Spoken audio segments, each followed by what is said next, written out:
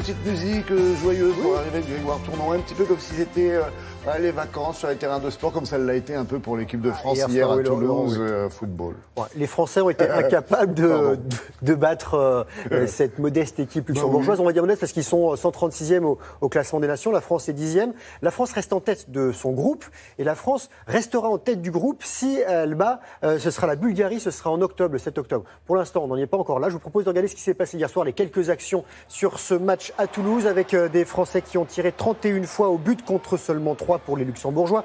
Paul Pogba a tenté sa chance, mais son tir est capté par Joubert, gardien du Grand-Duché.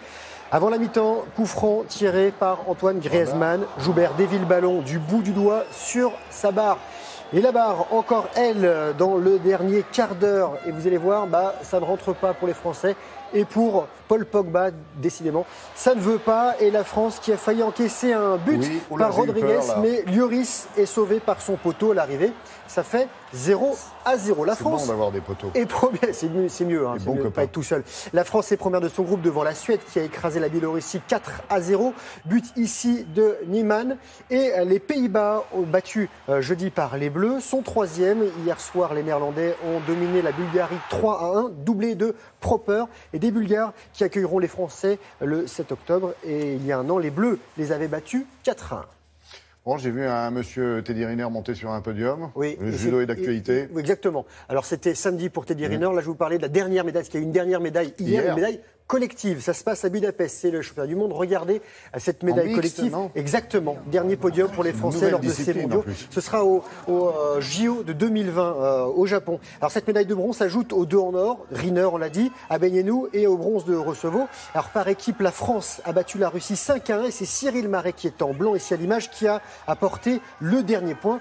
À noter qu'en finale, le Japon a battu le Brésil. On l'a dit, cette discipline mixte sera donc au JO au Japon en 2020. Un petit mot de basket euro en Finlande. Deuxième victoire en 3 rencontres pour la France en blanc avec ce beau alley-oop d'Alex Tupan. Les Français dominent l'Islande 115-79. Mardi, ils seront opposés à la Pologne. Retour en France, ça vous fait plaisir. Rugby top 14 avec une équipe qui vous fait plaisir pour la deuxième journée. Le remake de la finale, de la dernière finale du top 14. Clermont, Toulon et le champion Clermontois a battu le Dauphin Varois 21-16. Essai auvergnat de Raka et Penaud. Au classement, Clermont est 10e, Toulon 5e. On est la deuxième journée. Le trio tête, Montpellier, Lyon et Castres. Un petit mot de F1 avec le Grand Prix 13e du rendez-vous. C'est en Italie sur 20 rendez-vous dans la saison. Sur le circuit de Monza, Hamilton a devancé Bottas et Vettel. Et Hamilton, il est en tête du championnat. Je rappelle qu'il est champion 2008, 2014 et 2015. Et l'Allemand Sébastien Vettel est champion 2010 et 2013. Il a fait une sortie de podium, vous avez vu? Oui.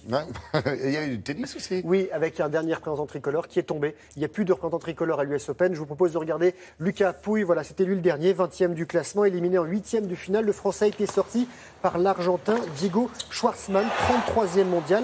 Défaite en 4-7, 7-6, 7-5, 2-6, 6-2. Et l'an dernier, Pouille avait atteint les quarts de finale ici. Et pour la deuxième semaine du tournoi, donc il n'y a plus de Français. Ils étaient 21 au départ, 13 garçons et 6 filles. Le patron du circuit, c'est Rafael Nadal. Il était opposé lui aussi à un Argentin, Leonardo Mayer. Ça s'est mieux passé. Leonardo Mayer qui est 59e mondial. L'Espagnol a pris son temps pour s'imposer. Victoire en 3h15, 6-7, 6-3, 6-1, 6-4. Nadal a remporté l'US Open en 2010 et en 2013. Et un dernier résultat de tennis avec la sortie de Maria Sharapova, lauréate ici en 2006. Elle faisait son retour en Grand Chelem sur cette US Open. Elle s'arrête aux portes des quarts de finale, battue par la Lettonne Sevastova, 17e. La Russe est 146e. Le score 5-7, 6-4, 6-2.